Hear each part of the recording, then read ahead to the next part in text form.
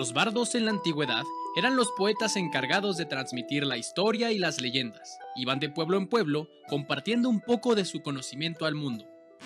En la actualidad se trata de dos idiotas con acceso a internet. Los bardos de la historia con Lecho Visa. Biografías e historias de la historia. Toma 2. Amigas y amigas de Lecho Visa, bienvenidos a Los Bardos de la Historia, podcast donde cada martes platicamos alguna biografía, un momento histórico o alguna serie de datos lo suficientemente interesantes como para aportar nuestros comentarios de dudosa certeza histórica. Miren a la primera, puedes escuchar el podcast en Spotify, Apple Podcasts, iVoox, Amazon Music y en YouTube, donde además puedes ver nuestras horribles caras. Mi nombre es Sergio Villagrán y como cada semana me acompaña el hombre al que deben de agradecer que esta semana el podcast ha salido a tiempo, ya que aún no tengo mi computadora y este güey ha tenido que editar durante noches y días arriesgando su físico, vida social y pues en general su estabilidad como persona. Lechu, ¿cómo estás? Fíjate que a pesar de todo eso, yo estaba bien. Hasta que ayer hice 4 horas de tráfico. Lo bueno es que eso fue ya cuando ya no tenías que editar, ¿no? Sí, ya todo publicado, ya. Sí. De hecho, así ya fuera de mame, muy agradecido porque durante esas horas en el tráfico vi que les han gustado mucho los capítulos más recientes, que de hecho hemos tenido mucha interacción, que de hecho ya vieron en algunos capítulos anteriores que si son lo suficientemente persistentes en nuestras redes pueden aparecer aquí. Entonces sí, como que la chinga vale la pena cuando a ustedes les gusta el capítulo, pero vale todavía más la pena cuando depositan. Sí, deposítenos, porque Ya. La verdad estas últimas 3 semanas han sido una putiza, entonces... Pues entonces la verdad es que estaría bonito, ¿no? Hay que decirlo, ya hay pláticas a los interiores de las oficinas de Lecho Visa para que se me les acabe la beca, cabrones, y pronto les caiga el Patreon. Así es, porque si les gusta esto, lo vamos a seguir haciendo gratis, pero ya de vez en cuando nos gustaría... Sí, claro. Miren, no soy yo para decirles no, pero pues me gustaría comprarme un Tesla. No, nuevos micrófonos, no. Una mejor cámara, no. Quiero un Tesla, quiero sentirme superior a los demás, ¿no? Entonces, ustedes pueden ayudar a este pobre moreno a que se sienta superior a los demás. Por cierto, vengo de festejar las fiestas patrias, ¿no? Es cierto, por eso es cierto. vengo muy mexicano. Chance ya no se alcanza a ver, pero aquí tenía rayado de verde. Para cuando salga este capítulo ya pasó el puente, pero sepan lo que estamos a este momento de grabar, a 24 horas de la fiesta que nos reúne a todos, que la fiesta que nos hace más orgullosos que nunca, y es la ocasión en la que tenemos la oportunidad de que los mexicanos se vistan de mexicanos. Sí, yo decidí el día de hoy, como mexicano, vestirme de mexicano. Exactamente, Así es. Parece capitán de meseros de alguna casa de mariachis. Antes de que mañana me desconozcan. Entonces, el día de hoy, como cada semana traemos una historia, la verdad, no traigo nada especial, traigo una historia para los que se van incorporando. La peculiaridad de este podcast es que es un podcast de historia o de biografías, donde cada semana cotorreamos sobre algún suceso histórico, una biografía interesante, con la particularidad de que el compañero que escucha, no tiene idea de qué vamos a contar. Y bueno, yo le voy a dar una pista, en este caso me toca contarlo a mí, porque pues Lechu se ha metido unas putizas sacando episodios especiales y editando y la chingada. A mí me tocaron 2 semanitas seguidas. Y esta es la pista que le voy a dar. Es una pista bastante mala, con la idea pues, de que trate de adivinar. El día de hoy, mi carnalito, vamos a hablar de algo. Lo tengo. Que está en peligro de extinción. Vamos a hablar de los caballeros. No te vamos a hablar de la caballerosidad. Las buenas costumbres. ¿Dónde están los buenos hombres? Vamos a hablar de... Ya les dije adiós. ¿Es un animal? Solo es algo que está en peligro de extinción. Puede ser un animal, puede ser una cosa, puede ser un perro. Okay. Puede ser el partido nazi, el fascismo. Es el nazismo. Ojalá fuera que el nazismo estuviera en peligro de extinción, pero pues siguen habiendo pendejos que defienden esas mamadas. ¿Por qué? ¿Por qué siguen defendiendo el nazismo? O sea, ¿no vieron lo que le pasó al último cabrón que defendió el nazismo? O sea, lo bloqueamos de nuestras redes. Lo cancelamos.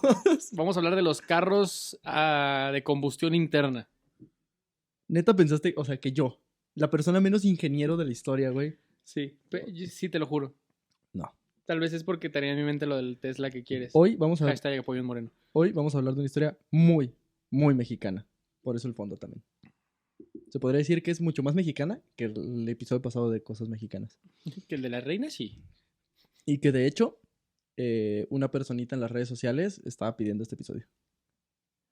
Como hemos platicado ya en varias ocasiones, en la clase de historia nos han enseñado muy por encima lo que sucedió durante la Revolución Mexicana. Sabemos que Francisco y Madero, ambos, que Francisco Ignacio Madero habló con gente muerta y decidió que ya era hora que el anciano que gobernaba se fuera a la verga. Me mama esa revelación. Creo que fue, literal fue un fantasma que le dijo, ya estoy harto, mándalo a la verga. Ese pedo de hacer efectivo el sufragio efectivo, no la no reelección, levantarnos en arma por la igualdad de los mexicanos. ¿Y quién le dijo? ¿Un muerto? ¿Un fantasma? Claro que sí. Es como, mira, no importa cómo llegaste al resultado, fue un buen resultado. Hasta que... ¿Cómo sacaste 10 en tu examen de matemáticas? Muy fácil, maestra, soy el chamuco. Soy el diablo. Soy el diablo. De hecho, el gobierno de Porfirio Díaz se derribó las primeras semanas del levantamiento y su temido ejército, que se asumía todopoderoso y capaz de aplastar cualquier rebelión, fue disuelto tras unos cuantos enfrentamientos. Díaz aceptó la derrota, ya bien harto de este cagadero y de abusar de la gente pobre. Dijo, ¿saben qué? Ahora es su pinche problema. Tomó sus cositas y se fue directo al exilio a Francia, de donde jamás volvería. De hecho, sus restos siguen en Francia. Pero contrario a lo que nos dicen, ese no fue el final de la Revolución Mexicana. Al contrario, ese fue el parteaguas para que pesara el cagadero, ya que en ese momento los diferentes ejércitos con sus respectivos líderes comenzarían a darse en la madre en batallas sangrientas y crueles, que implicaron la muerte de miles de vidas humanas. En realidad, eso es la verdadera Revolución Mexicana. Sí. El levantamiento de Francisco y Madero, que es el que nos dicen, entonces Francisco y Madero hizo el plan de algo, porque hay como 30,000 planes ahí. ¿Ayala? No, Ayala es Zapata. ¿El de San Luis? ¿San Luis, tal vez? Sí, ¿qué plan hay? Hizo ese plan y en 15 minutos casi quitaron a Porfirio Díaz y fue como, ganamos la Revolución Mexicana. No, la Revolución Mexicana apenas estaba por empezar. Y se me hace bien cabrón cómo no nos dicen eso. Cómo en las clases de historia nunca nos dicen, la verdad es que Pancho Villa, Francisco y Madero, Obregón, Carranza, De la Huerta y todos esos cabrones se odiaban entre ellos y se masacraron. Es una mamada, güey. Yo me acuerdo que yo tenía en un libro de historia, no el de la SEP, sino en... Yo no estaba destinado a coger gente, entonces yo desde muy chiquito estaba muy obsesionado con la historia. Lo acepté. Y me regalaron un chingo de libros de historia, güey.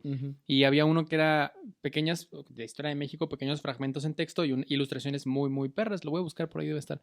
Y en la parte de la revolución, después, cuando se habla de los caudillos, literal solamente dice algo así como los generales tal, tal, tal y tal se aliaron para dar inicio a lo que sería el país que hoy conocemos con las primeras instituciones. No, y la imagen, güey, eran estos güeyes caminando casi como los Avengers, uno de la mano de otros. Es que, a ver, hubo un momento en el que se juntaron cuando Victoriano Huerta tira a Francisco y Madero. Sí. Estos güeyes dicen, no mames, se pasó de verga, le pegó al enano.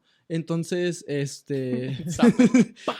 lo sapeó tan duro que le metió un balazo también. Entonces, Victoriano Huerta saca a Francisco y Madero. Y entonces se juntan los bandos de Zapata, de Pancho Villa y de otro pendejo que no me acuerdo cómo se llama, y los sonorenses, ¿no? De la Huerta, Obregón, Carranza, bueno, Carranza no era sonorense, pues, pero estaba aliado con ellos, y Obregón. Carranza era de Coahuila, ¿no? Sí, pero todos esos güeyes, Carranza, Obregón, de la Huerta y... Esta raza. Y Cárdenas. No, Cárdenas no. Cárdenas. Otro pendejo. El chiste es que esos güeyes, Calles. Ok, Plutarco Elías Calles. Ajá, se juntaron y entonces hicieron una convención, mandaron la mierda a Victoriano Huerta y después dijeron, arre, ya que mandamos a la verga al diablo, ¿qué vamos a hacer, no? Y ahí fue cuando, como hombres civilizados que eran, no se pusieron de acuerdo y en lugar de decir, vamos a hacer un sistema democrático, es, mi madre, es putazos, y al que le apeste más la verga va a dirigir México. Y eso fue, ahí empezó la Revolución Mexicana. Sí. Se separaron en dos bandos y ahí teníamos a Obregón, a Carranza y esos güeyes agarrándose a vergazos contra la División del Norte y a Zapata y a estos cabrones. Entonces, nuestros héroes revolucionarios se mataron entre ellos. Carranza mandó matar a Zapata, mandó matar a Villa y luego traicionaron a Carranza y también lo mataron. Un cagadero. Pero esto no es la historia de la Revolución Mexicana. Lo que hoy les quiero contar es cómo Nadia Comaneci logró el 10 perfecto en las Olimpiadas. Algún día haremos algo así que empiece en México y que termine en algo intrincado de que la revolución de Mao Zedong. Un día mamarnos tipo capítulo de Los Simpson Sí, que empieza en una cosa y termina en otra. Nunca terminan donde empezaron, Sí. güey. Pero bueno, además de las múltiples muertes humanas, que ahí fue donde de verdad empezó una guerra horrible y súper cruel, también llegó la destrucción de la economía y en general del tejido social, porque se separaron pues, los pueblos, se descosió el tejido social. En términos de los bardos de la historia, la caca llegó al ventilador. Exactamente. Es una frase que le gustó mucho a la gente. Sí. La revolución fue buena para tirar gobernantes y matar líderes, pero jamás para unificar una lucha, ni proponer una nueva organización política para el país de manera civilizada y pacífica. Los líderes revolucionarios no compartían ideales, tenían intereses encontrados y no veían otra solución más que matarse entre ellos.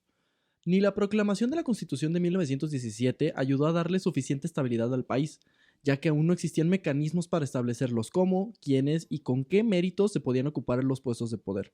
Mi mamá, ¿no? La Constitución así de que las autoridades salvaguardarán esta Constitución a través de los organismos de seguridad. ¿Qué organismos? ¿Qué autoridades? Hay un güero con cinturones de balas que está dispuesto a matarme si veo fue a su ruca. Ajá. Y él le decimos general. Básicamente la Constitución eran muy buenas ideas, pero no había ejecución. Está este mame de que... Y es cierto. De que la Constitución mexicana está muy pinches bien hecha, güey. El pedo es que se cumple. Ajá, a comparación de otras constituciones que tienen que actualizar como... De que vamos en la 9ª constitución de esta década, es como, güey, la nuestra sigue siendo la misma hace 100 años. Tiene más parches que nada, güey, pero... a ver, la idea era buena. ¿La ejecución? La ejecución es súper cuestionable. La verdad es que este capítulo va a estar muy, muy, muy cargado de política y de leyes y de esa madre. Está bien. Pero para que se pues, eduquen. Es lo que pasa mucho, por ejemplo, con esto que decimos de las leyes muertas, ¿no? Que se crea una ley y dices, ¡ay, a huevo! O como, ya es legal la marihuana, pero no hay ni un solo organismo que regule, ni que la aplique, ni hay mecanismos de aplicación. Entonces, no sirve, güey. O sea, una ley que solo es ley y que no tiene mecanismos de aplicación, no existe.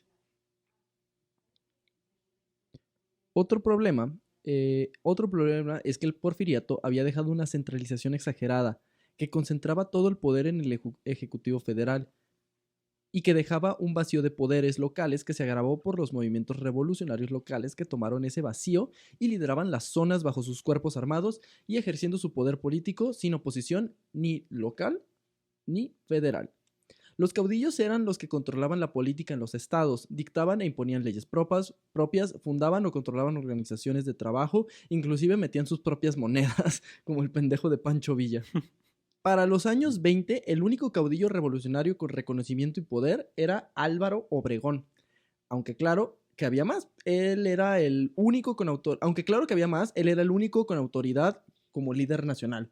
¿Por qué? Porque ya se habían chingado a todos los demás.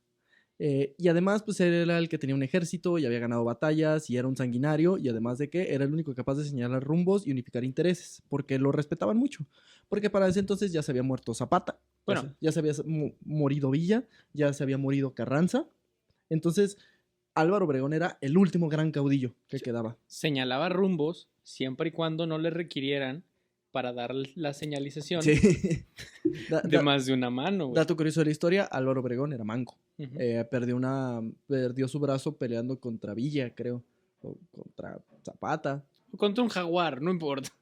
No, creo que fue contra Villa. Ok. No, ¿cómo le hicieron? Creo que fue persiguiendo a Carranza. Ok. No sé, güey, es un cagadero la pinche Revolución Mexicana. Neta, es un puto cagadero. El chiste es que este cabrón tenía autoridad y respeto, lo cual le dio la oportunidad de imponer ideas y construir las alianzas necesarias para llevar a cabo su proyecto. Siendo una de sus ideas más importantes asegurar la sucesión presidencial, asegurar una sucesión presidencial que no implicara empalar al antiguo presidente. Sí, no mames. A cambio dejaba a los caudillos controlar sus estados. O sea, el güey fue como, a ver, si ustedes me dejan controlar el federal, ustedes en sus estados pueden hacer un cagadero y pueden tener sus leyes, pero respáldenme, cabrones. Sí, que haya un sistema. No es necesario volvernos a agarrar a putazos así. Adicional, que a los opositor los destruía sin mucha discusión porque Álvaro Obregón era muy sanguinario y era un hijo de perra y era un excelente militar. Era un güey que no se andaba con mamadas. Después de gobernar entre 1920 y 1924, Obregón impuso al general Plutarco Elías Calles como su sucesor. Más que nada en él porque veía un hábil y leal político que iba a continuar con su proyecto. Fue durante los periodos de gobierno de los sonorenses que se comenzaron también los esfuerzos por establecer mecanismos de recaudación y administración monetaria. Por ejemplo, en 1924 se estableció el impuesto sobre la renta. ¡Hijos de perro! Si ustedes pagan ISR es gracias a los sonorenses. Así que la siguiente vez que vayan a Sonora, chíflenles. ¡No mames! El pinche apocalipsis de los freelancers, güey. El ISR. El ISR. No. Que en ese entonces, o sea, quiero que entiendan. O sea, en ese entonces no teníamos Estado. Entonces el presidente era como, güey, necesitamos dinero, ¿no? Ajá, o sea, si no tenemos dinero, va a llegar cualquier pendejo y nos va a matar, güey. Entonces... va a llegar otro Maximiliano. Se inventaron un mecanismo de tributario, güey. O sea, y les funcionó muy cabrón. Precisamente para el ICR era para dar recursos al gobierno, que está bien, o sea, en realidad los impuestos no están mal. Lo que está mal es cómo pitos los usan, ¿verdad? Para hacer un tren en medio del desierto, digo, en medio de la selva. O sea, los impuestos son la base del funcionamiento de un aparato de gobierno. Solo... ¿El gobierno es pendejo? No, a ver, vamos a entender ciertas cosas. Hay ciudades y colonias enteras que no tienen agua potable, pero en los centros de las ciudades hay pistas de hielo cada Navidad. Sí, exacto. Hijos de perra. Sí. Ya me emputé. Voy a seguir pisteando. Sí. En 1925 se crea el Banco de México. No mames. Esta institución dio al gobierno la facultad de regular la moneda, su expedición y su valor. Es decir, ahora sí podíamos tener una institución que dijera, miren pendejos, el níquel sí vale, hijos de puta. Si esta madre la expedimos nosotros, vale lo que nosotros putas digamos que vale y se callan. Me vale verga si el loco de tu cuadra dice que no brilla. No tiene que brillar, mamón. Tiene que traer mi firma y un número. Ajá. Y ya. Y chinguen a su madre. Además de que manejaba la política monetaria general del país. Porque como ya vimos, los mexicanos estamos bien pendejos para entender cómo funciona el dinero. Siento que los mexicanos son los que en su infancia más hacen la pregunta de por qué no imprimen más dinero. Güey, es que, güey, ¿por qué no? Es que pongámonos a pensar. A ver. Estamos en una crisis financiera. Díganme 2 razones. A ver, tenemos una crisis financiera, gente que se está quedando sin empleo. Ajá. Y lo que buscas es tener un salario. ¿Por qué? Porque el salario pues, es dinero que puedes utilizar para bienes y servicios. Sí. Y lo usas a través, generalmente, o de una tarjeta, pero que eventualmente puedes hacer retiros. Sí, claro. En dinero. Que es la representación de ese esfuerzo. Ese esfuerzo te representa, por ejemplo, al final de la quincena en 100, en 10 billetes de 100 pesos, digamos. Sí. ¿Por qué no le sacas copia? Ajá. Sí, o sea, ¿qué impide al gobierno decir, no le digan a Estados Unidos? Exactamente. Pero de repente les vamos a dar 100 más de todo a todos. Claro. Y van a poder comprarse cosas allá. Imagínate que el presidente y el Banco de México empiecen a firmar cosas falsas, pero de las que sacan. Que en la mañanera, que nomás se transmita a México. Sí. Nomás se transmite a México, güey. No creo que esté algún gringo de, ya casi es la mañanera. Sí. Los hijos de AMLO que viven en Houston y quieren ver a su papá. Y que tienen la ciudadanía. Exactamente. Pero que diga así como en transmisión nacional. Nadie la vaya a cagar. Todos callados. Todos calladitos. Les cuento cómo eso es un puto sketch de South Park, güey. Ya pasó, pero con Calderón. No mames. Pero sigue, güey. Sigue. No, nadie la vaya a cagar. Un billete que se pareja en un chingo y lo vamos a firmar y todo. Si ustedes le ven aquí arriba, vamos a poner ajolote. Si el ajolote de 3 pesos, dáselo a un gringo. Nomás nosotros sabemos, el ajolote tiene 4 ojos. ¿Verdad, Beatriz? Sí, amor, sí. Entonces, lo de 3 ojos se lo das a otro. Y mamó la deuda externa. Porque no, miren, escúchame, Carsten. ¿Dónde lo van a cambiar? Escúchame bien. No, soy la mamada. Encontré una máquina que reproduce hojas de papel. Carsten, además, que ya ni es... Sí, pero pues son compas, ¿no? Es el que ubica. El que ubica le habla. Oye, ¿me puedes comunicar al gordito? Sí, al gordito listo del Banco de México. Ya no está aquí. Del Fondo Monetario Internacional. ¿Dónde pitos me lo consigues? Miren, amigos, o sea, ya, hablando en serio, ¿por qué no imprimimos más dinero? Es que el pedo es que ya mientras más grande eres, te vuelves adulto y cuando lo dices la gente más se ríe de ti. Sin embargo, Díganme, siguen sin explicarme. ustedes que están escuchando, neta, díganme en serio, ¿saben por qué no funcionaría que impriman más dinero? Y no van a poder. Ustedes mientras intenten explicar. Ay, pendejo, mira la pues, ¿por qué? inflación, lo que puede- Chinga tu Y a madre. medio comentario vas a pensar, tienes razón este cabrón, pero yo estoy muy comprometido con la mamá que estoy Sí. escribiendo, porque así comenta la mitad de ustedes.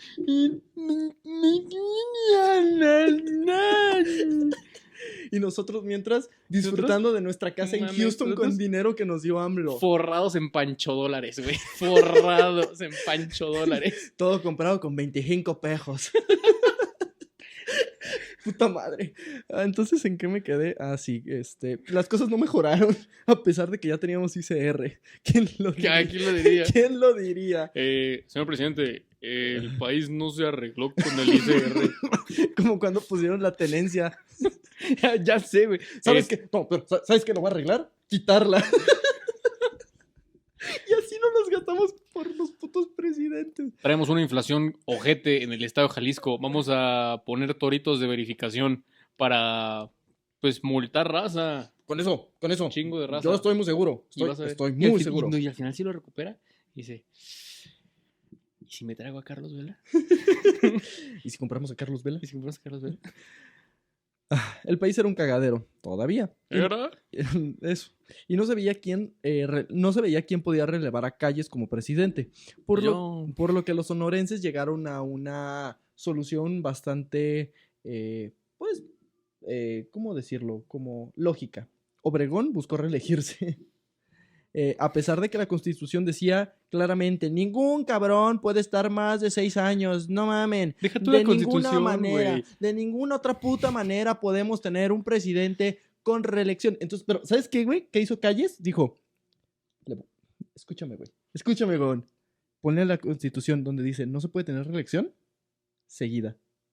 Eso hicieron. Modificaron la Constitución y decía, reelección seguida. Entonces era como, ¿otro presidente?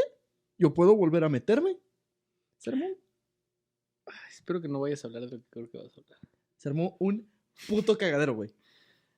Porque Pero- si estoy amputado, No, te vas a imputar. Toda aquella situación se resolvió. Güey, todo se resolvió el 17 de junio de con 1900. más ICR. No, espera. Toda aquella situación se resolvió en el 17 de junio de 1928, cuando Obregón muere pacíficamente al ser disparado por un caricaturista mientras comía en un restaurante. México es bien peligroso, banda. Neta, mucho ojo con la raza. Los caricaturistas traen fusca. Güey, un caricaturista mató a Obregón. Literal fue así, güey. Fue a comer al Parque de la Bombilla y pues ya lo habían traicionado, ¿no? Entonces le dijeron, no, ese fue Carranza. Puta madre. El chiste es que Obregón lo subieron a un lugar.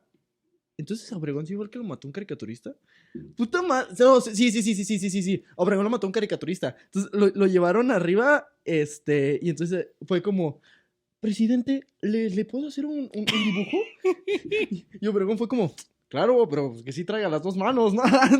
Sí, por favor. No, sí, Me como usted quiera, hombre. Me acompleja mucho. No pasa nada, póngame un pito. Y entonces ya estaba dibujando y, no, mire, nada más esa verga, ¡pum! Cabrón, y le metió un balazo y ahí quedó el general Obregón, güey. No mames, lo dejaron retratado. Retratado, quedó. Le echo. Pero qué mal pedo. Entonces México se quedó sin presidente. Terrible. Ni líder político respetado por los caudillos y líderes locales. Solo quedaba un pendejo de nombre Plutarco Elías Calles, que aún era presidente en funciones, pero que no tenía la suficiente autoridad como para imponer el orden. Y tampoco con el respeto ni de los obregonistas, que de hecho creían que el asesinato de Obregón no fue hecho por cristianos, porque estaba la guerra cristera en ese momento, sino por Plutarco Elías Calles. Es que además súmale la guerra cristera, güey. Ah, sí, digo, en todo este cagadero en el Inter estuvo la guerra cristera porque Calles y... Hablaremos de la guerra cristera. No, Obregón medio le valía pito, pero Calles sí era como, ¡los cristianos me emputan! Entonces, siento que eso le va a pasar un día a Alfaro, güey. Sí. ¡Los estudiantes me emputan! Y los estudiantes van a empezar a hacer túneles en todas las ciudades. No, o sea... Si viven en alguna ciudad medianamente grande de México, traes túneles. Te lo juro, hay túneles en tu ciudad. Sí. Para el presidente Calles, la organización y el control de los líderes se volvió prioritaria. Los líderes. Los sobrevivientes. Tenía que controlar a los caudillos de alguna otra manera. En medio de aquel desorden, rescató una idea que Obregón tenía desde hace tiempo. Más ICR. Más ICR. ¿Saben qué? Sé que mataron a Obregón, pero escúchenme. Más ICR. No, escúchenme. IVA. Y un güey que no entendía nada. ¿Y por qué ya no va? Paz. Y que me mata un Que caricaturista. me lo matan. A mí me va a matar un caricaturista, yo lo siento. Entonces, como te decía, en medio de aquel desorden, Calles rescató una idea que Obregón tenía desde hace tiempo. Construir un partido que agrupara... México. Entonces pensamos, México. No, construir un partido que agrupara a todos los revolucionarios. No lo hagas. De esta manera, lo más importante era construir una institución capaz de darle orden a las aspiraciones individuales. La construcción del partido sería un recurso para fortalecer al Estado y no una demostración de fuerza. Porque en ese entonces los partidos eran loquitos que se juntaban y gritaban en las plazas. O sea, aquí... es porque ahorita... Sí, pero aquí ya está institucionalizado. Sí. De esta manera llegó el Comité Organizador del Partido Nacional Revolucionario, el PNR. Apréndanse esas siglas porque son las siglas del diablo. PNR. El PNR. El PNR. Fue instalado el panel en diciembre de 1928 por políticos leales a Calles y a Obregón, y en enero de 1929 presentaban su declaración de principios. Su declaración de impuestos. Su declaración de ICR. Nos cobraron mucho ICR. ¿A quién se le ocurrió? ¿A ti? ¿O mames? Estos eran los principios del Partido Nacional Revolucionario. Total respeto a la Constitución, las instituciones y la voluntad democrática. Reconocían la importancia de la clase obrera y en general el compromiso social derivado de la revolución. Hijos de perra. Se comprometían a incluir a los revolucionarios y llevarlos al poder. Además, asumían su herencia revolucionaria y la importancia de expresarla en mecanismos de educación, cultura, desarrollo económico y soberanía nacional. Se vio al partido como un medio para expresar los ideales de la revolución y llevarlos al gobierno. Se quería que el partido se convirtiera en uno de las masas, por lo que era importante la integración y convivencia de los partidos locales, sindicatos y organizaciones agrarias. Y más importante aún, lograr incorporar a los caudillos, quienes eran los que controlaban todo ese desmadre. Estaría más tranquilo si estuvieras leyendo el Apocalipsis en la Biblia, güey. Sí, porque esa madre no ha pasado, esto ya pasó y sigue pasando. La cosa es, entonces, un resumen de todo esto que dije. Este cabrón sabía que la única manera de conseguir la paz en el país era agrupar a las diferentes como organizaciones y, más importante aún, a los líderes de esas organizaciones, que en ese momento eran caudillos. ¿Qué son caudillos? Cabrones que tomaron las armas y estaban dirigiendo de manera militar, semimilitar un estado a partir de la revolución. Entonces este güey dijo, vénganse acá, vamos a aglutinar todos y les aseguro que vamos a construir un sistema mediante el cual todos sus ideales se puedan plasmar ya en un gobierno. Y es que cuando cae Díaz y cuando después cae Huerta, las ciudades se vuelven campamentos militares, güey, donde medio tenías que responderle a quien en ese momento mandara. No, pero era un cagadero, güey. Además, por ejemplo, llegaban los caudillos, estilo Zapata, tiraban al gobernador y era como, ahora yo soy el gobernador, ¿alguien sabe de ICR? Porque yo, pues, no mames, claro que no sé qué pitos es ICR, güey. Me andan cobrando el ICR unos cabrones güeros y pues yo no sé qué es eso, pero ya les debo. Yo ya pregunté y no le puedo disparar. Hasta ahí llega mi poder. Si no le puedo disparar, estoy jodidísimo. Yo me di cuenta que con balazos no voy a conseguir mi firma electrónica. Necesito sacar cita. Además... Hay citas hasta el 2022, mamón. No mames. Además de que la creación de un partido federal mandaba el mensaje de que el gobierno ya contaba con el suficiente poder como para aplastar cualquier rebelión. Ya somos gobierno. ¿Qué cabrón eso? O sea, ahorita se nos hace lógico, pero en ese momento literal era la manera de decir, vamos a dejar de matarnos, por favor. La relación del PNR y el gobierno era muy estrecha. Pene, estrecha.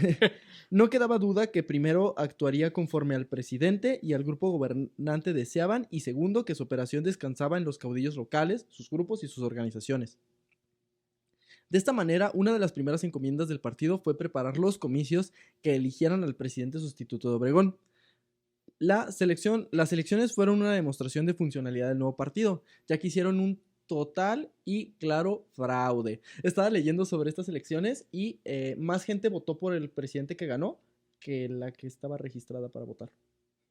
Pero pues eso no es la única vez que aplicaron eso en esta oficina, güey. No, el pedo es que esta sí, así fue la primera. Mames, Fue en la primera. Sí. ¿Sabes Es como esas elecciones de que, no, pues el nuevo gobernador en Tuxcueca con 71 millones de votos.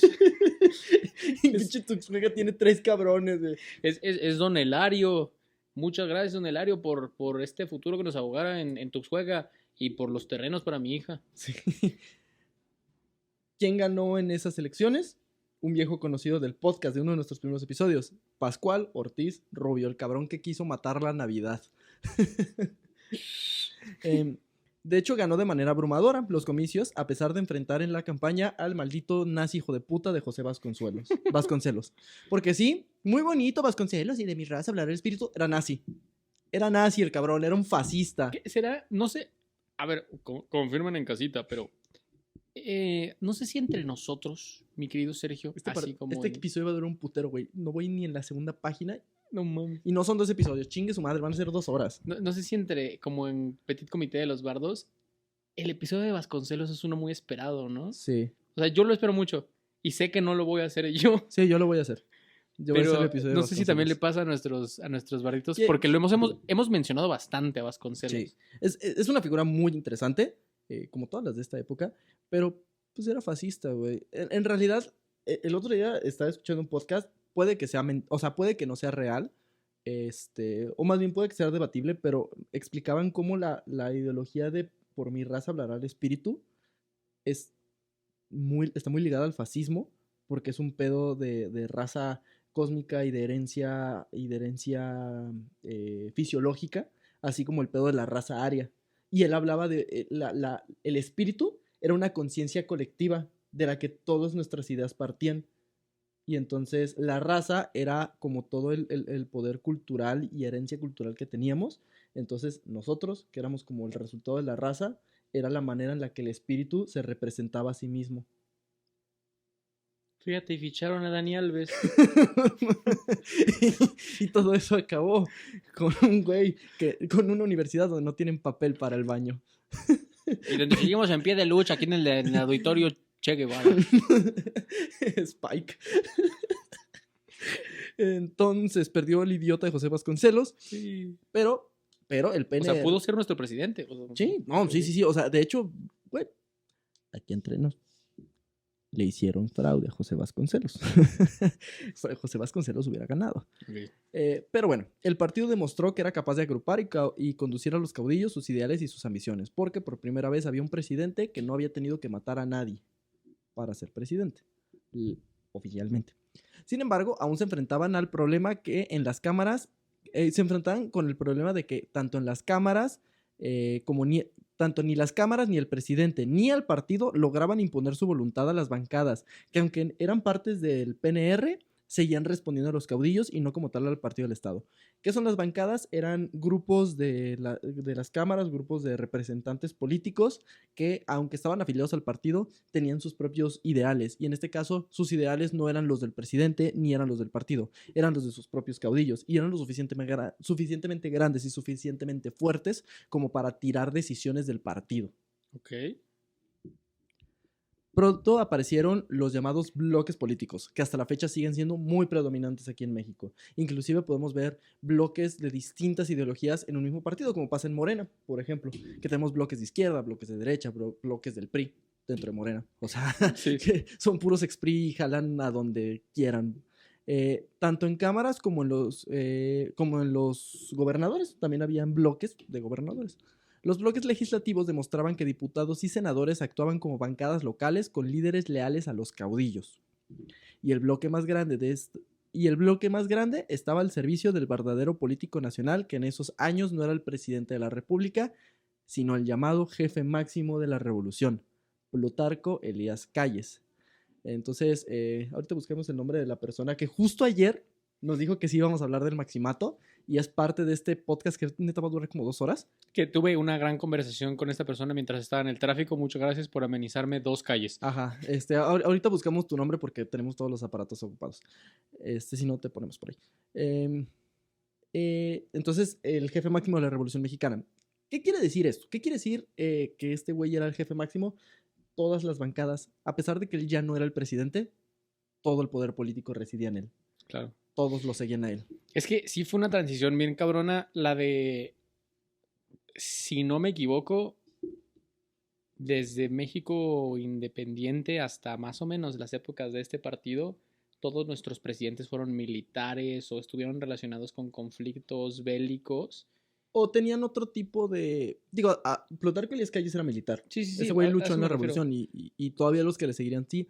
Pero aquí ya era un sistema político totalmente nuevo y totalmente distinto a lo que estaba acostumbrado Juárez. Eso es a lo que y me todos refiero. O estos sea, cabrones. si bien todos habían sido militares, ya no es un ejemplo como no sé, Santana, que es como un ícono de un estilo de presidente mexicano, pero en un contexto siglo XIX donde esto es un llano en llamas, güey. Sí.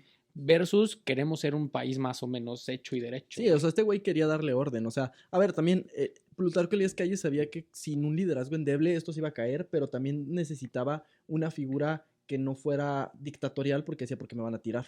Sí, sí, sí. Entonces necesito seguir moviendo las cuerdas para arreglar este cagadero sin necesariamente tener que estar yo al frente. Plutarco Elías Calles era quien diseñaba las estrategias como líder del bloque mayoritario y que mediante seguidores y grupos construía apoyos para el ejecutivo. El ejecutivo era el presidente.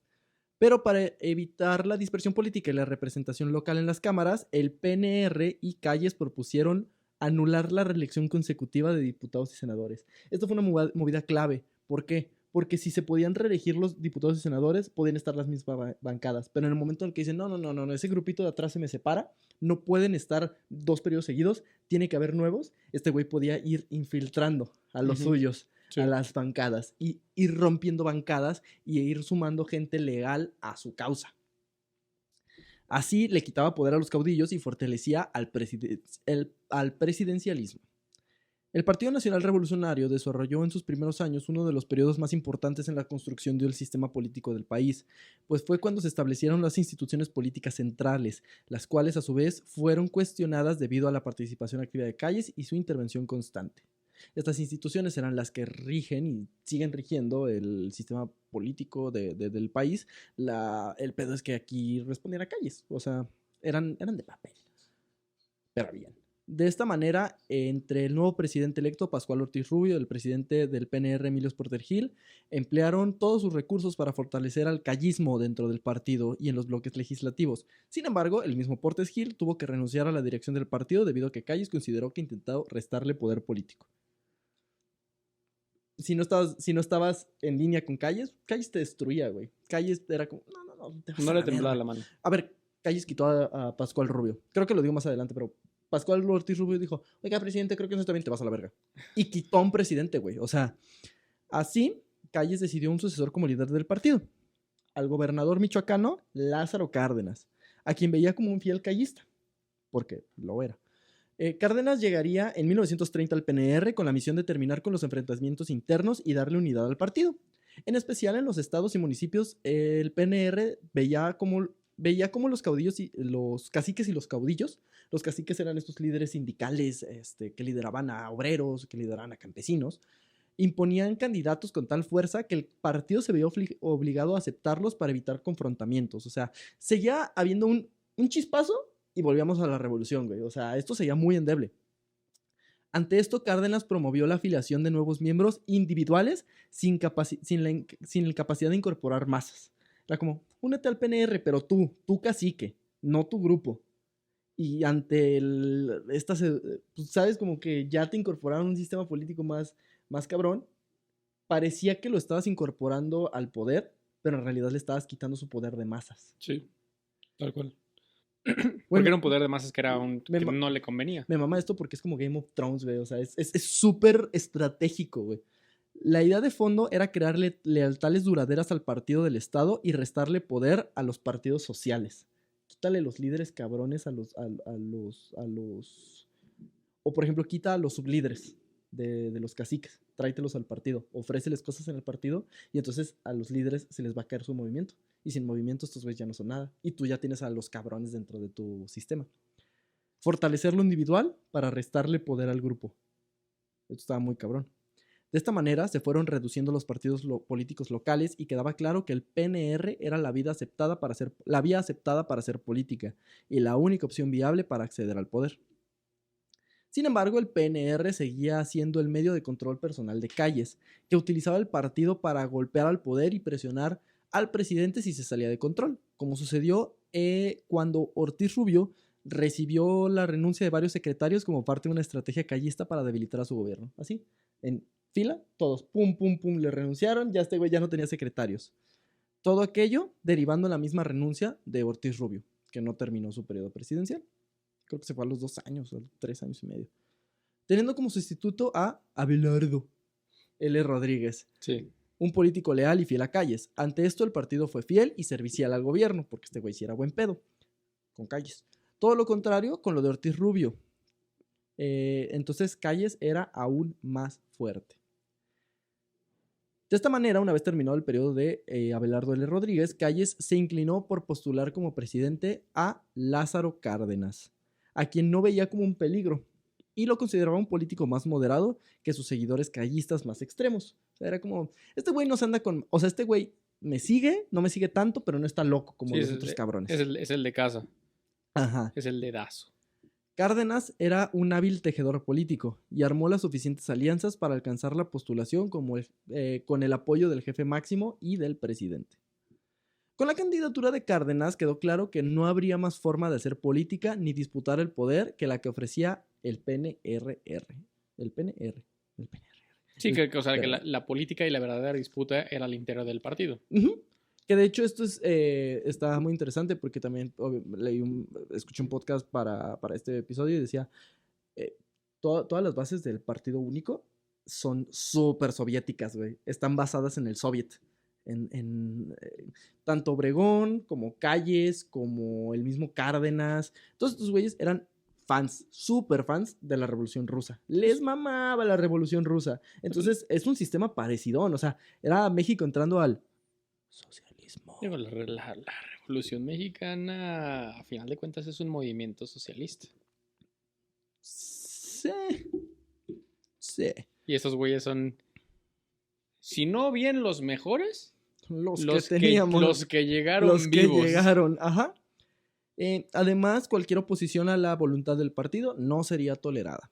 Las diferencias se aceptaban siempre y cuando se aceptaran las reglas de conducta impuestas por el Partido del Estado. El Partido del Estado, güey. Está bien cabrón ese concepto. Porque además, digo, adelantándome un poco, era muy descarado ya eventualmente cómo este partido era neta el Partido del Estado. Como el partido, la diferencia entre partido y gobierno era nula, güey. A diferencia de otros gobiernos o otros países donde está una diferencia entre, ok, presidente, gobernador máximo, sí, versus el partido que me postuló. Aquí no, güey. O sea, aquí las oficinas del partido eran las oficinas de la presidencia. O sea, güey. Si ustedes piensan que ahorita AMLO es autoritario y Morena hace lo que quiere AMLO, no mames, escuchen esto, güey. Esto sí era un control total. Que también, o sea, no es nomás por juzgar, o sea, fue la manera de pacificar al país, ¿sabes? Sí. La gente decía, güey, ya estamos hasta la puta madre de que vengan a nuestros pueblos los pinches bandoleros o los pinches revolucionarios y se roben a nuestras hijas y maten a nuestras vacas. Evidentemente, en algún momento se conjugó con lo bonito que se sintió el poder en las manos de Calles, y este único método para el orden se convirtió en, pues también trae mis beneficios. Además, otra medida que daría fuerza al Estado por esa época fue la institucionalización del ejército, que buscó incorporar a diferentes cuerpos armados estatales a una estructura federal con autoridad y regulación centralizada. Al concluirse el proceso, el Estado contaba con un verdadero ejército sometido a una disciplina única, con autoridades reconocidas en su cuerpo central y que muy pronto dio origen a lealtades institucionales, no a particulares como caudillos o caciques. A ver, tener un ejército no es malo, porque es la manera en la que el Estado se puede proteger a sí mismo de precisamente todo este cagadero, o sea. Sí, o sea, el Estado como conformación política, que, como en teoría el Estado, la principal virtud que tiene es el monopolio del poder y la fuerza. Entonces, Aquí estaban creando el monopolio de la fuerza porque exacto, había porque mucha había fuerza. muchas sucursales de fuerza, entonces lo Sí. que haces es, ok, esto es lo que sí necesita solo tener el Estado. Ujú. Y si no me equivoco, no había un ejército consolidado No, como federal oficial desde Díaz. Fue hasta mediados de los 30. Sí, sí, sí. Y el ejército de Díaz mamó muy rápido en cuanto se le levantaron varios pelados norteños. El ejército de Díaz no aguantó dos güeyes con acento. Simón. Se le apareció el primer güey que le decía clima al aire Dijo, y "No, valió no, verga el ejército de Díaz. espérate, no, yo así no le entro. No, es que ustedes traen tierra en los calzones y pues, no No. le tienen miedo a nada. No, vámonos, Carmelita, vámonos. No, Carmelita era la de Juárez, ¿no? Carmelita Salinas. Carmelita Salinas. De esta manera, a mediados de los años 30, el Estado por revolucionario ya había... Me mama que al principio estábamos bien full bananas y ahorita es como de... ¿Por qué, güey? Es que estoy triste, pero sigue. Ajá.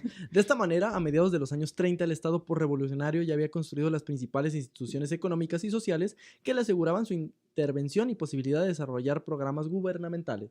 Es decir, ya podíamos tener programas gubernamentales, ya podíamos decir, chance, podemos intentar el reparto agrario. Y ya no había un cabrón que dijera, no, pendejo.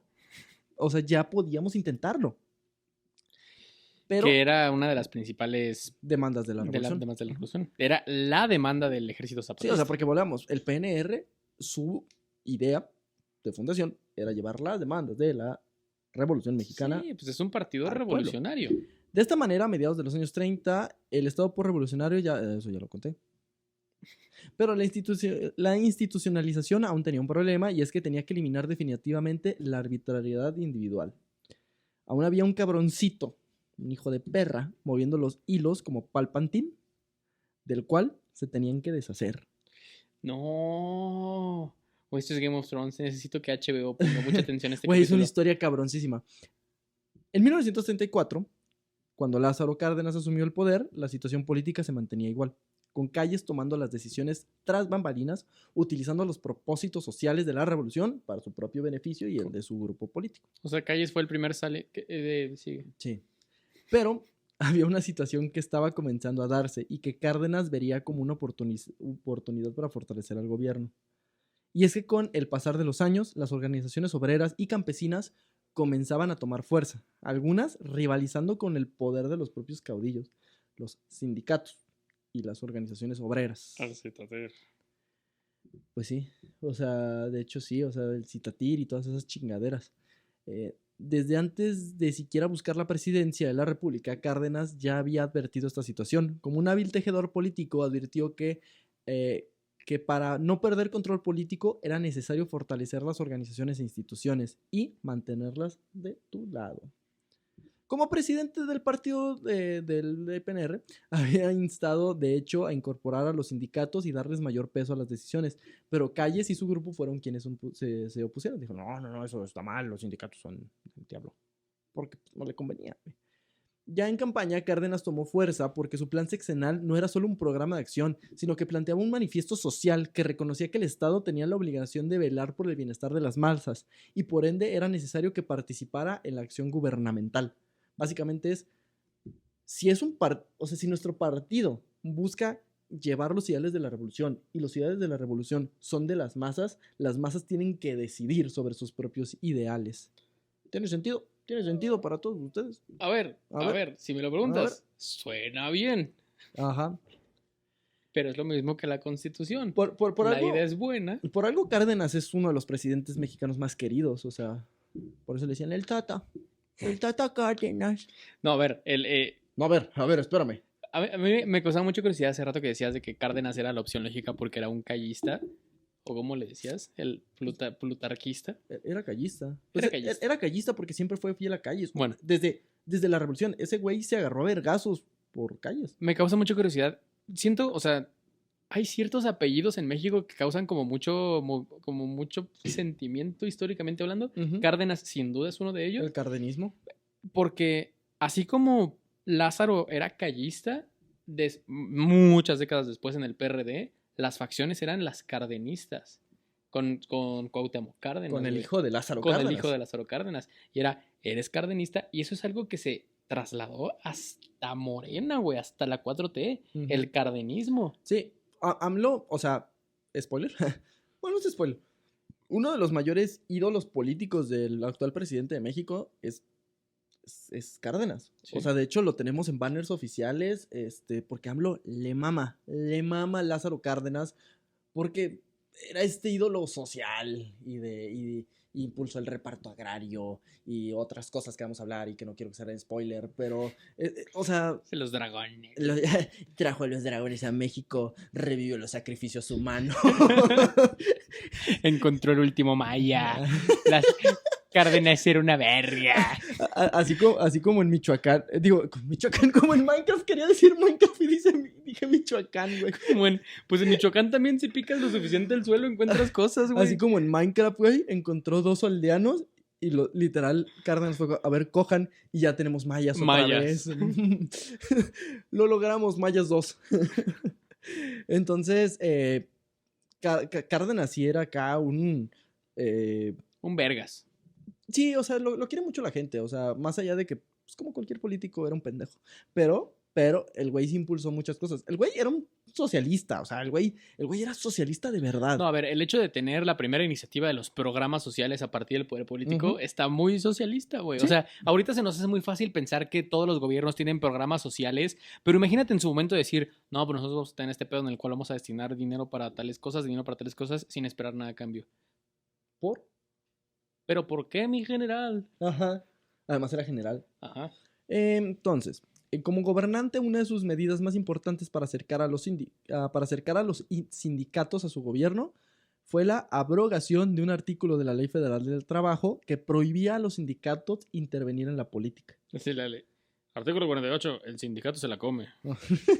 ¿Qué es abrogar? Es, pues, ya no importa. Abrogar es sacar. Ajá. Cosa que funcionó, pues los sindicatos vieron en Cárdenas una oportunidad de obtener mayores beneficios que en otros gobiernos. En junio de 1935 se publicó una entrevista en la que Calles criticaba el creciente número de huelgas y la agitación social que veía en manifestaciones y demandas obreras que para él sucedían con permiso del gobierno, pues en lugar de contenerlas parecía alentarlas. Y sí es cierto. Y además que conflictivo para alguien que vivió los ideales revolucionarios ver manifestaciones de obreros, que por ellas surge la revolución. Sí, o sea, estaba muy cabrón, o sea, y Cárdenas, pues sí lo quiera como de, pues sí, o sea, contrólalos, pero no, güey, déjalos estar, que se agite, o sea. Veía como peligroso el radicalismo social de Lázaro Cárdenas. Además, en otro podcast que estaba escuchando, que de hecho lo voy a decir porque es uno de mis podcasts favoritos y vayan a escucharlos, son unos chingones, es el Pasquín. Esos güeyes hablan de política, todo lo que sea de política lo sé gracias a ellos. Contaban que Lázaro Cárdenas además era un hijo de perra, güey, súper inteligente, porque después de esta entrevista, el güey le dijo al periódico, esto es primera plana, ¿eh? Esto tiene que ser primera plana. Empezó a voltear a todo el país contra Calles. Empezó a crear una dinámica de odio hacia Calles. O sea, porque, a ver, aquí lo decimos como si fuera acá, y es que movía los hilos. Era bien sabido que el que gobernaba era Calles. O sea, la gente lo sabía. Había dichos que decía, sí, el presidente está de este lado, pero el que gobierna está enfrente. O sea, no era como ahorita de, no, sí, la mafia del poder y teorías de conspiración. No, ahí era claro. Güey. Ahí era claro. Entonces Cárdenas empezó a decir, el que no quiere el cambio es ese cabrón.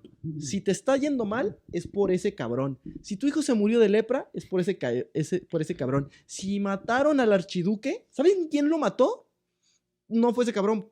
Pero seguro tuvo que ver. Pero seguro tuvo algo que ver, exacto. Es que además de qué mamada, ahorita que dijiste lo de archiduque, pensar, México está valiendo verga y al mismo tiempo hay una guerra mundial. Al mismo tiempo se estaba, sí, justo ahorita había una guerra mundial. No, todavía no. Estamos en el Inter. Sí, o sea, estaba creciendo el fascismo. Estábamos entre la Primera y la Segunda Guerra, cuando los de en medio preguntaban, ¿por qué se llamó Primera, güey? Es que traigo, güey, 20 años y todavía no entiendo, güey, me angustia mucho. ¿Por qué se llama Primera? No mamen. No mamen. No, ¿cómo que Primera? A ver, pues, señor Adolfo, ¿usted sabe por qué es Primera? Ni puta idea. No les voy a decir. Se pone culero. Pero vémele diciendo a los güeyes que saben prender el avión que estén vergas. En junio de 1935 se publicó una entrevista, eso ya lo dije, soy un pendejo. En otras circunstancias, Calles hubiera echado sin pedos a Cárdenas, Pero en 1935 todo era distinto. Su estrategia estaba siendo efectiva. Dejar que los sindicatos tomaran poder y actuaran dentro de la política se ganó su apoyo. Y estos mismos protestaron por la continua intervención de Calles. Dijeron, ¿qué pedo? No mames, ¿qué pedo? ¿Qué onda con el Calles? ¿Qué pedo? ¿Dónde está el líder? Se formaron poderosas agrupaciones obreras como el Comité Nacional de la Defensa Proletaria, que brindaron su apoyo a Cárdenas por sobre el bloque cardenista. Este Comité Nacional de Defensa Proletaria es como un proto-CTM. O sea, ¿se acuerdan de este de Citatir? CTM. ¿Qué es el Citatir CTM? Por fin alguien les va a explicar qué verga era eso que veías mientras estabas viendo Bob Esponja. Explícales, güey. El Citatir tendrá su 84 aniversario en las playas de Manzanillo, donde tendremos show de strippers. Inaugurando los trabajos. A ver, el Citatir es... Lalita. La CTM es la Comisión de Trabajadores Mexicanos, que es como una... es una confederación, más bien. Cualquier... Ay, güey, derecho laboral, a ver si me acuerdo. Cualquier grupo de trabajadores, y es un derecho de los trabajadores mexicanos, poder organizarse. Así que no te dejes, cabrón. Poder organizarse para cuidar, proteger y ejercer sus derechos. Estas organizaciones suelen tener varios nombres dependiendo de la conformación que tengan. El más común es el de los sindicatos, cuando hay un sindicato de diferentes profesiones. Pero cuando varios sindicatos, según lo que yo recuerdo, cuando varios sindicatos se unen para ejercer mayor poder político, tener mayor agenda y sobre todo, a final de cuentas, los colectivos cuando se unen en uno más grande tienen mayor influencia en la política, es cuando se crea una confederación, que es la unión de varios sindicatos. Es un grupo de grupos. Es un grupo de grupos, exactamente, que tienen dos connotaciones. Primero, defienden los ideales de un montón de gente y de un montón de personas que a su vez son personas que sostienen al país trabajando. Sí. Pero segundo, y políticamente hablando, son poderosísimos. Son poderosísimos. ¿Por qué? Porque son un chingo de votos. La CTM, por ejemplo, es una fuerza que...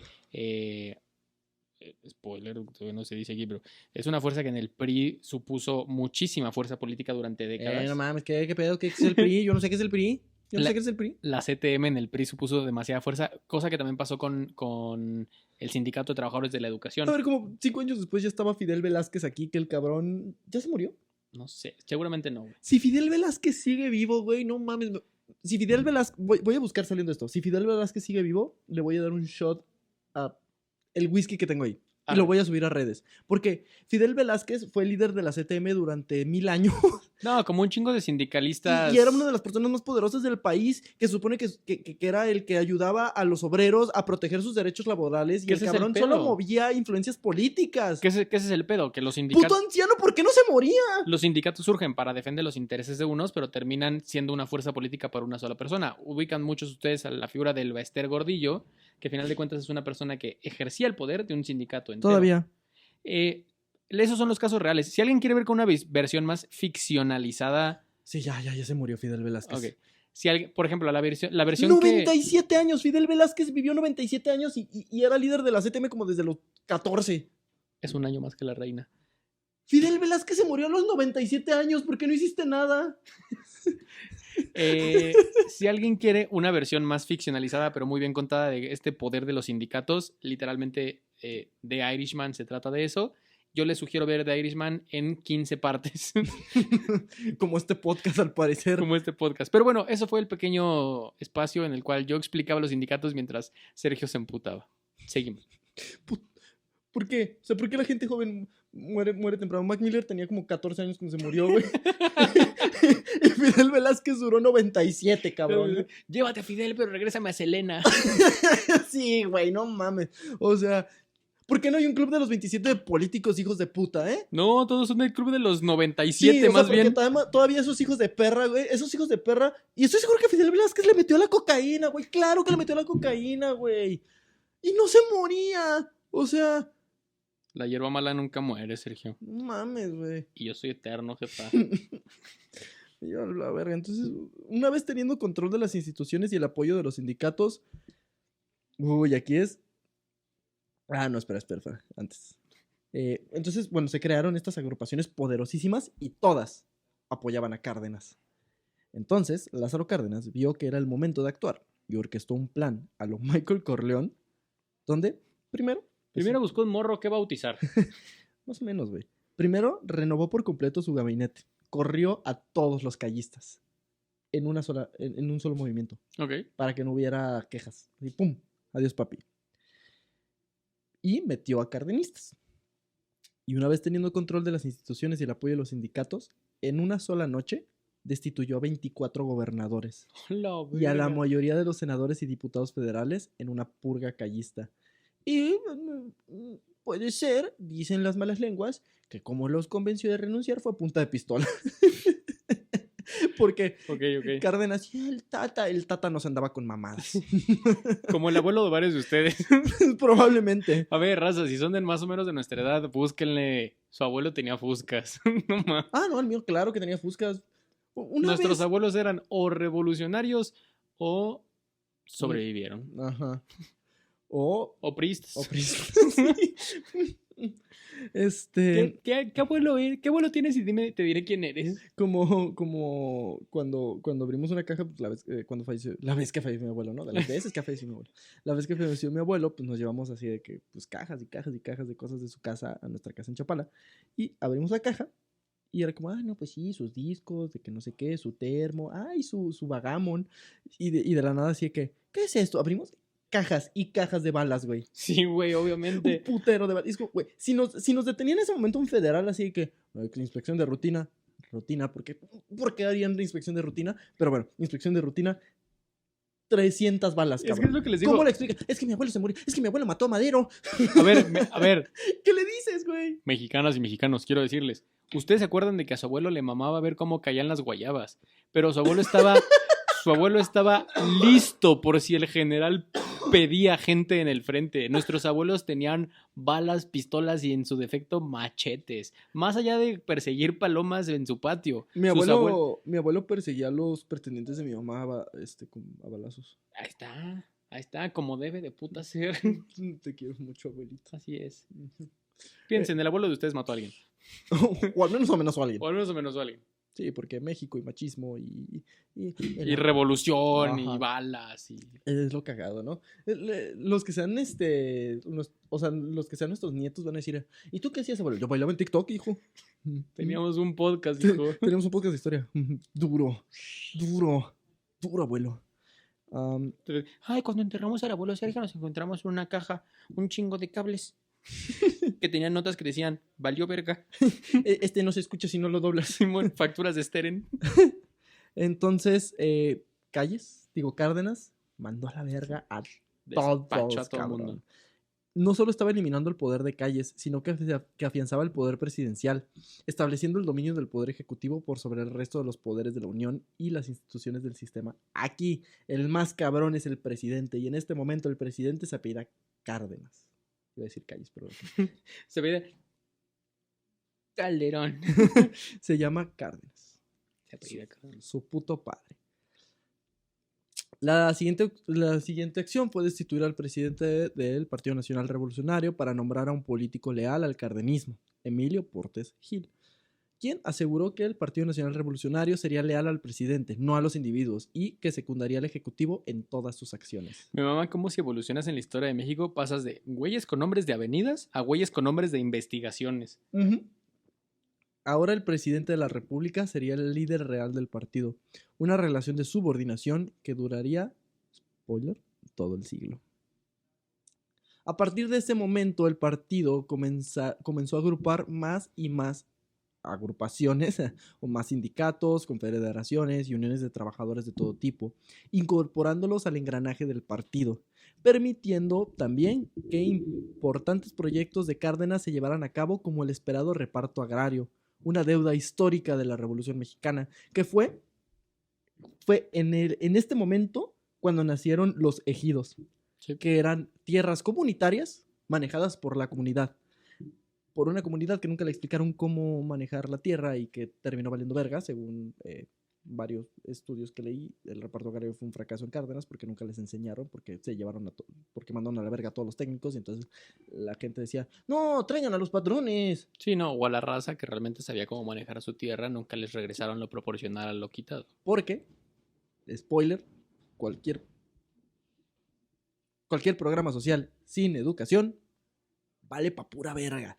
Porque es un dicho muy común, pero yo sí lo creo. Dale un peso a un hombre y comerá un día, enséñale a pescar y comerá siempre. Pues sí aplicó, güey. O sea, porque sí le repartieron sus tierras y ya pueden trabajar sus tierras, pero nunca les enseñaron cómo administrar, cómo vender, cómo la rotación. Cosas, sí, que el propio agricultor va entendiendo de manera empírica, pero que el gobierno les pudo haber explicado cómo explotar de mejor manera su tierra. Cárdenas solo fue que, toma tu tierra, explótala, me vale verga.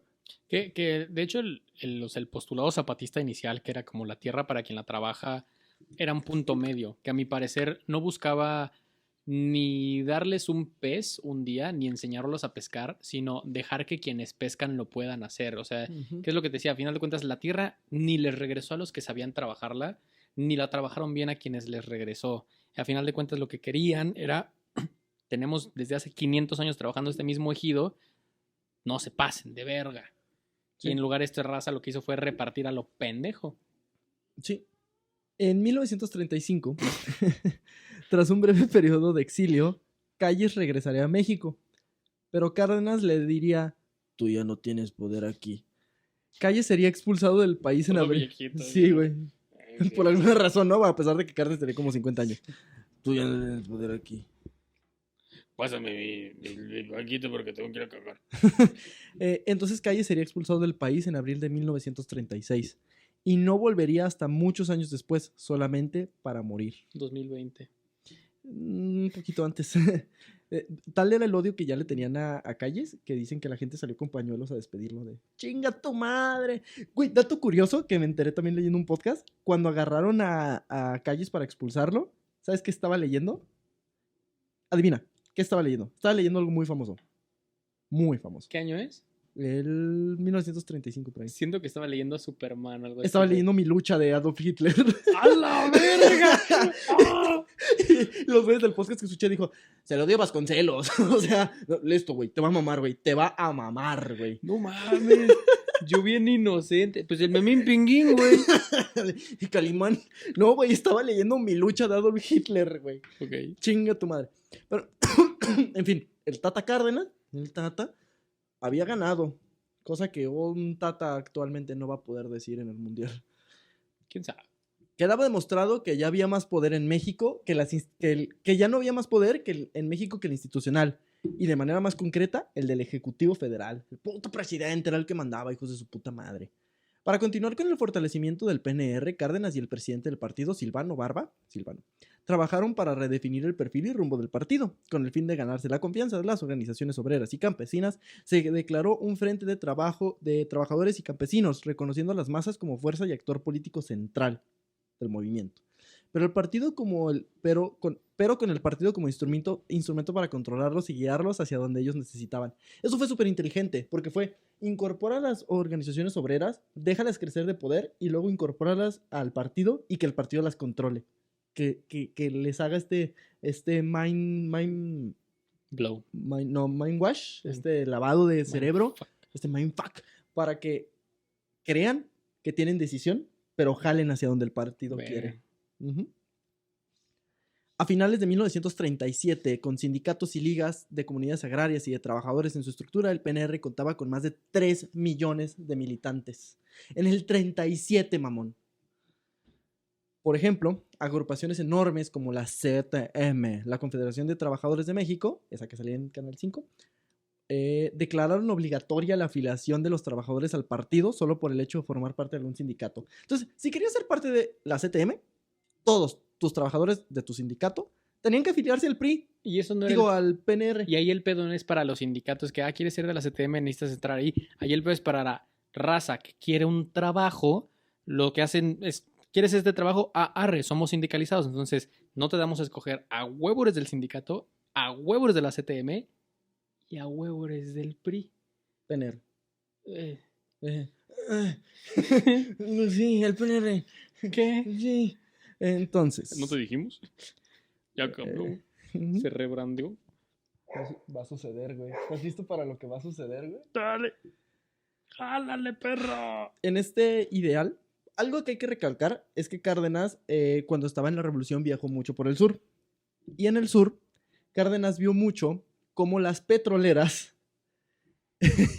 ¿Están listos, amigos? Va a suceder. Así es, en el episodio 1900 y algo, va a suceder. Cómo las petroleras estadounidenses eran abusivas, pues sí, eran muy abusivas con los trabajadores y imponían sus leyes sin que nadie los detuviera. Entonces, años después, con ya el poder político y con la unión de todas estas instituciones, se empezaron a trabajar algunas cosas para tratar de fortalecer el poder de los trabajadores petroleros. Por ejemplo, porque de hecho el petróleo siempre estuvo en pugna entre México, el Estado y las empresas extranjeras. Entonces, por ejemplo, en 1935 se creó el Sindicato de Trabajadores Petroleros de la República Mexicana, el CTPRM, con el firme apoyo del gobierno federal.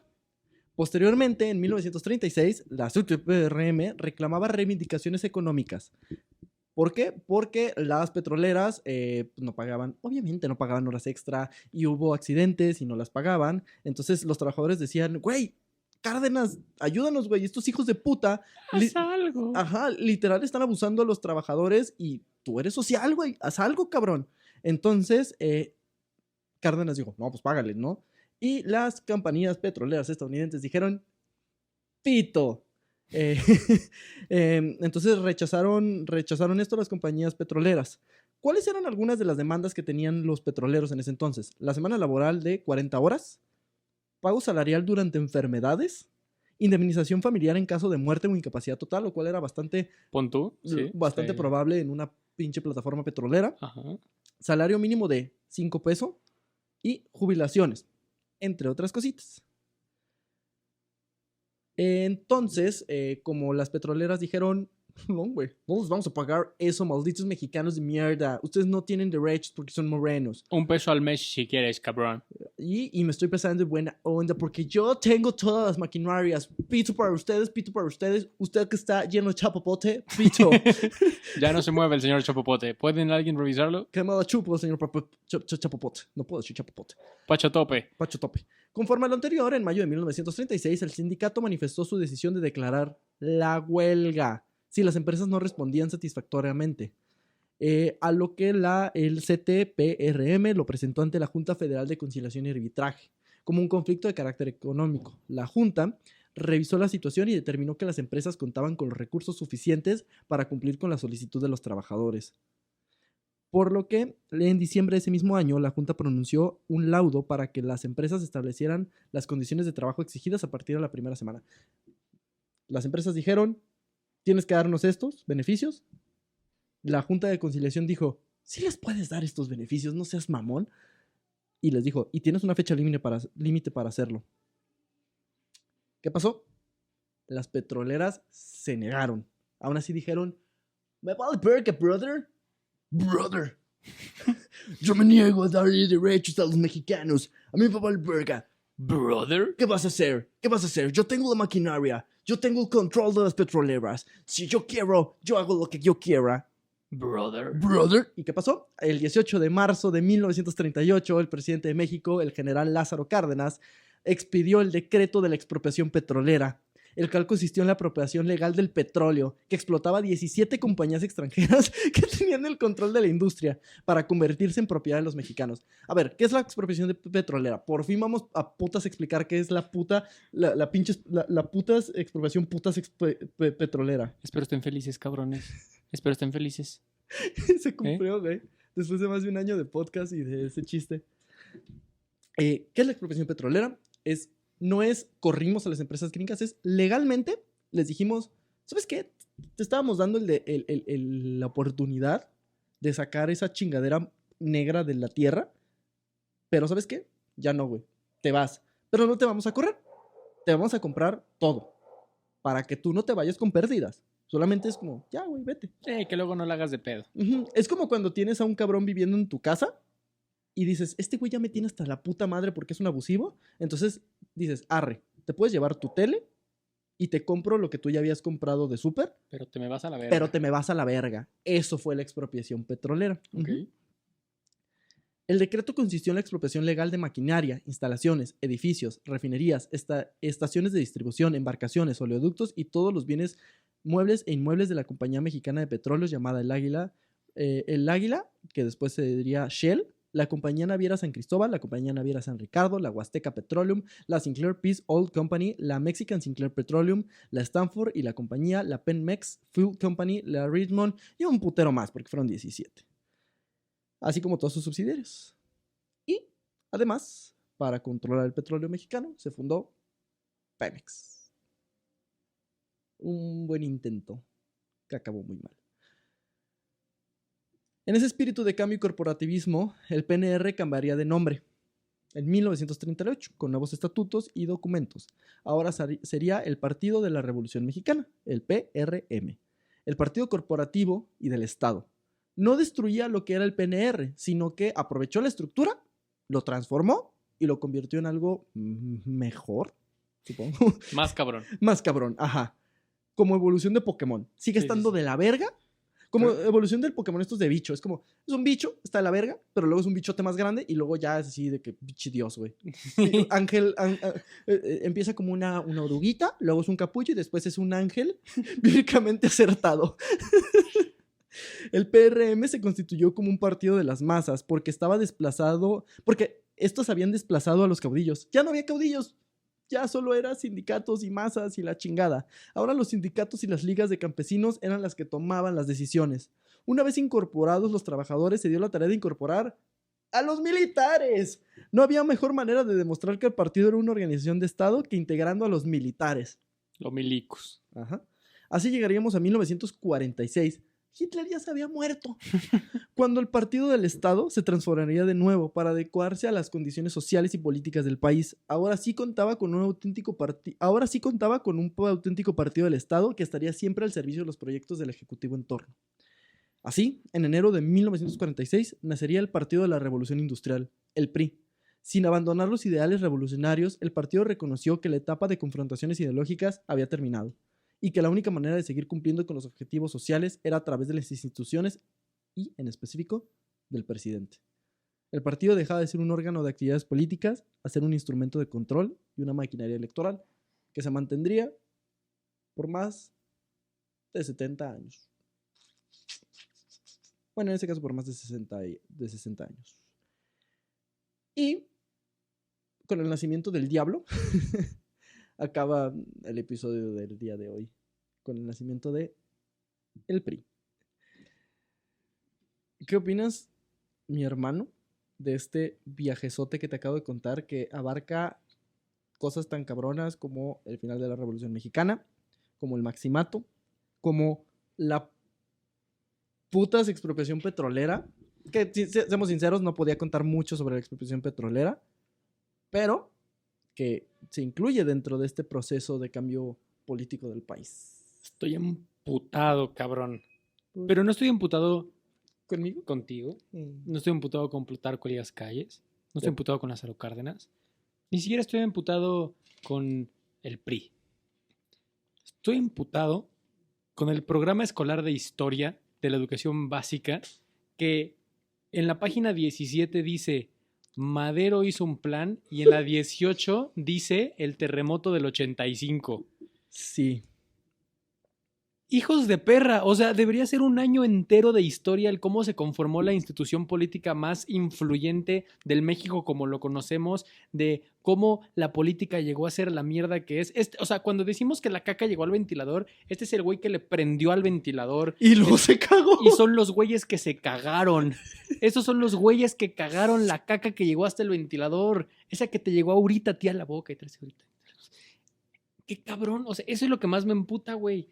El chingo de contexto histórico para entender de dónde surgió la cagada de país que tenemos, güey. A ver, es que entraríamos además en un proceso de control no solo político, sino sería cultural, educativo. Claro. En el que obviamente estos güeyes fueron los que establecieron qué se hablaba de la historia mexicana. ¿A qué líderes se ensalzaban? Cárdenas hasta hace mucho tiempo, hasta hace poco tiempo, el cabrón era el puto ídolo del PRI, güey. Y como el PRI gobernaba, ¿por qué creen? A nosotros nos tocó, ¿no? Todavía que el 18 de marzo era sueto. Sí. Porque era el día de la... Nos hicieron creer que la puta expropiación petrolera, neta, fue el suceso más grande de la puta historia de México. Y es como, no, güey. Por eso hay un gran mame en los barrios de la historia de la expropiación petrolera. En ese puto en ese puto momento, el petróleo ni siquiera era importante porque todavía no encontraban los yacimientos más grandes que tiene el país. O sea, eso fue hasta como 30 años después, güey. Había 3 carros en México. Todavía había putos dinosaurios, güey. Todavía podíamos ordeñar a un dinosaurio y sacar petróleo en ese momento. Porque solo hay dinosaurios hombres. Todo el mundo lo sabe. Nunca escuchas dinosaurias. Entonces, estos hijos de puta decidieron de una manera muy, muy cabrona qué era lo que te iban a contar, cuál era el objetivo del control cultural. Y además del control cultural fue un control político, y además del control político fue un control militar, porque en el primer momento que algún cabrón dijo, oye, qué pedo, llegaba un cabrón con zapatos blancos y con un guante blanco y decía, órale, cabrón, vámonos a la verga. O sea, ya se volvió de verdad el sistema. ¿Por qué creen que México no tuvo una dictadura?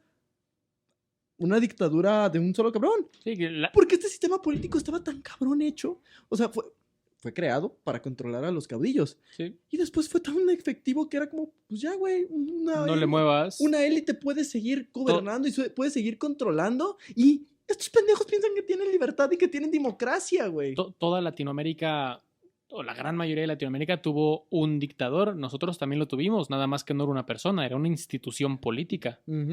Era la dictadura perfecta. Ahora entienden por qué digo, no lo entienden porque solo conté el puto inicio. De cuando acaba esta puta historia, todavía quedan como 60 años de esta puta mierda y de este control. O sea, de aquí no se pone mejor, se pone peor. Porque de aquí ya no hay control. O sea, ya solo es PRI, y el presidente decidía quién seguía.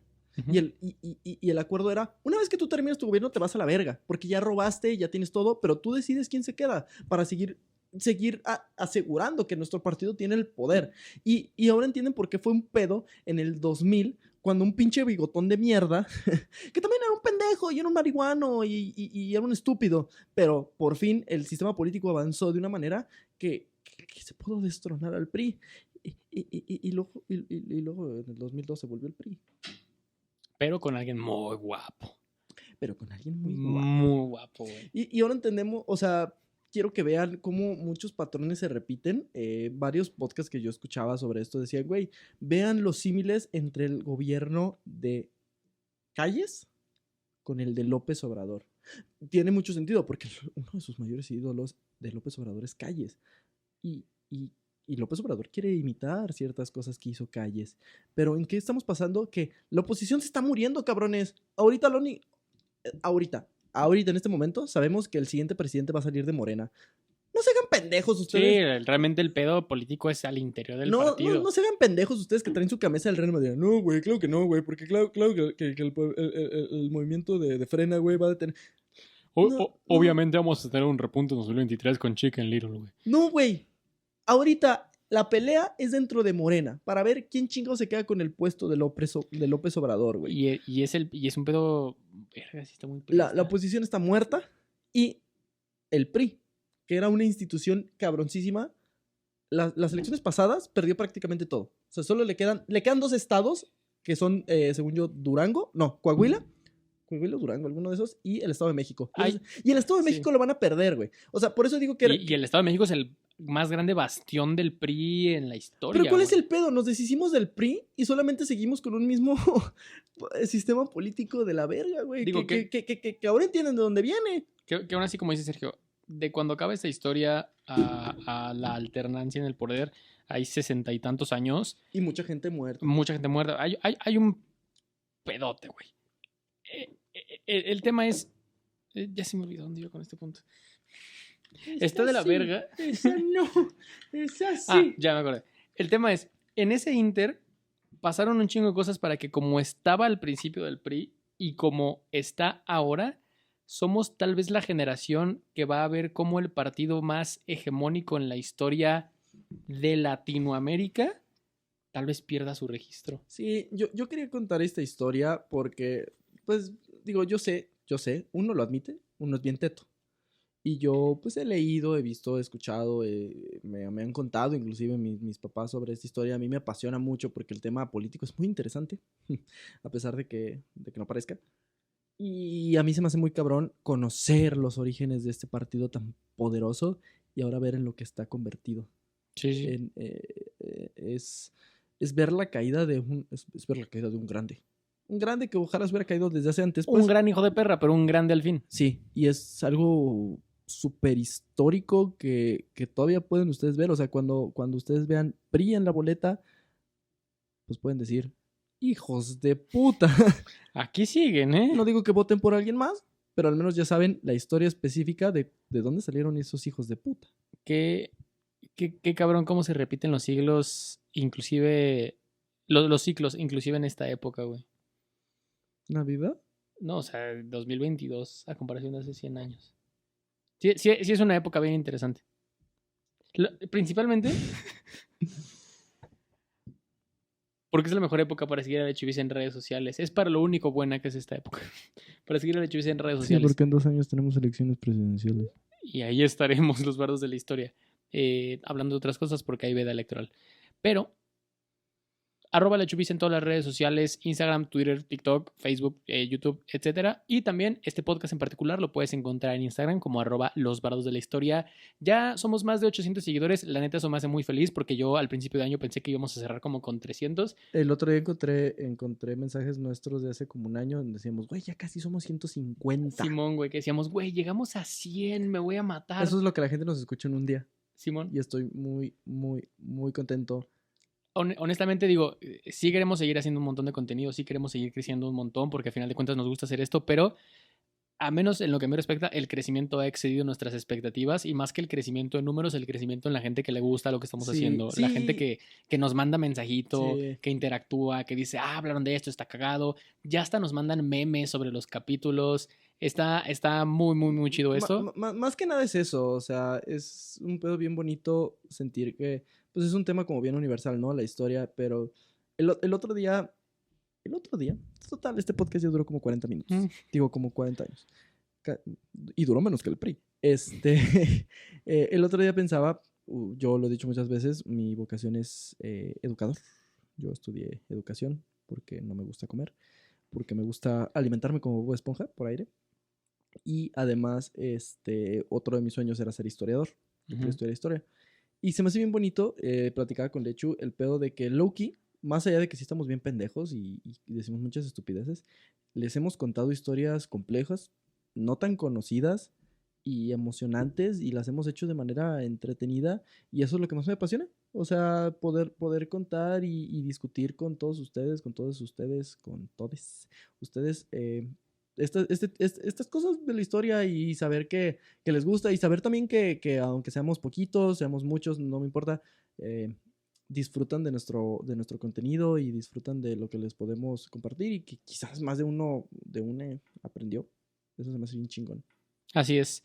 Así que si ustedes quieren seguir haciendo realidad el sueño de Sergio de tener un Tesla, síganos por favor en todas nuestras redes sociales. Nosotros fuimos los bardos de la historia. Este es el episodio 82. Ya también hay otros. Ya vamos para los 80 y tantos episodios.